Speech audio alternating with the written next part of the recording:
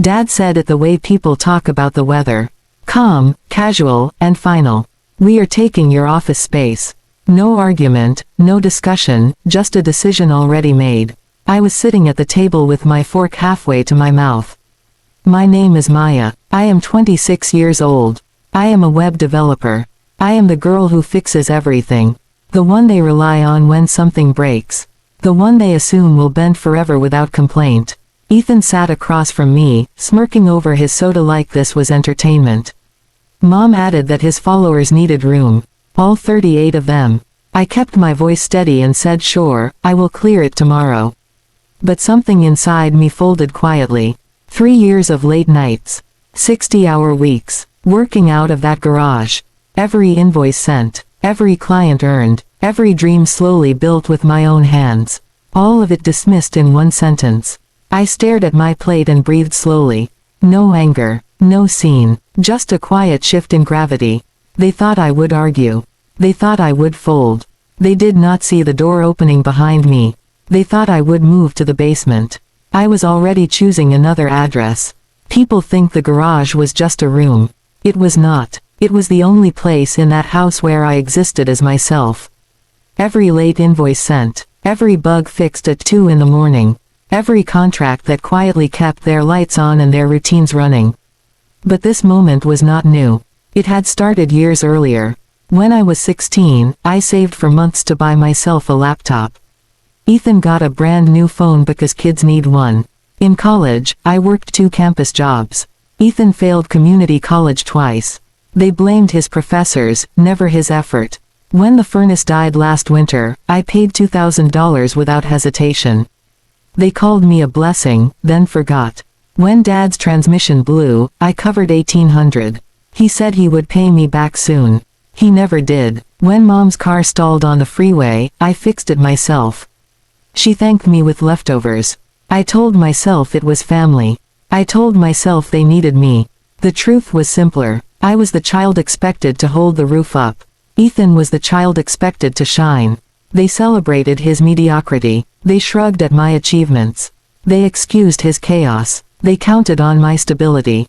Hurt does not disappear. It waits. It waits through holidays, through long nights, through years of being the reliable one. When Dad said we are taking your office, he was not stealing a room. He was confirming what I already feared. My needs were optional. Ethan's were law. Once you see that truth, you cannot unsee it. The next morning, I sat in my car with the engine off and my hands cold on the steering wheel. Bay Area rent was brutal, but staying was worse. Staying meant shrinking. I opened a rental app and started scrolling. I found a studio in Oakland. 500 square feet. Old kitchen. Decent light. Enough room for a desk and piece. The cost was $550 up front. First, last, and deposit. I had $800 saved. Not enough for comfort. Enough for freedom. I emailed the landlord with my credit score and contracts. She replied within an hour. Available today. Come see it. I drove there before doubt could catch me. The place was small but steady. No shouting. No doors opening without knocking. Just quiet. I said I would take it. My voice did not shake. Back home, I did not announce anything.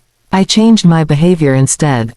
Small adjustments. Quiet rebellions. I stopped buying full groceries. When the Wi-Fi dropped, I did not fix it.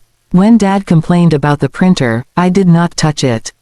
When Ethan asked for rides, I pointed to the bus stop. The house ran on my invisible labor. Once I withdrew it, everything sputtered. At night, I moved my valuables to the studio. A few boxes at a time.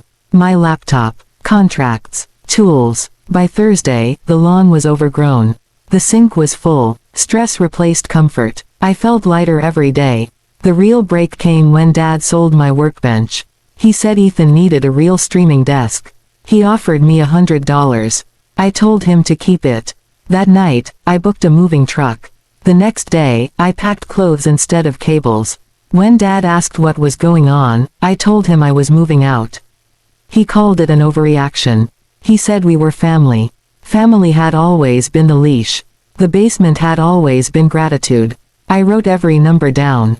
Rent, utilities, repairs, Groceries. Nearly $25,000 in 1 year. Ethan's contribution was zero. I posted it on the fridge.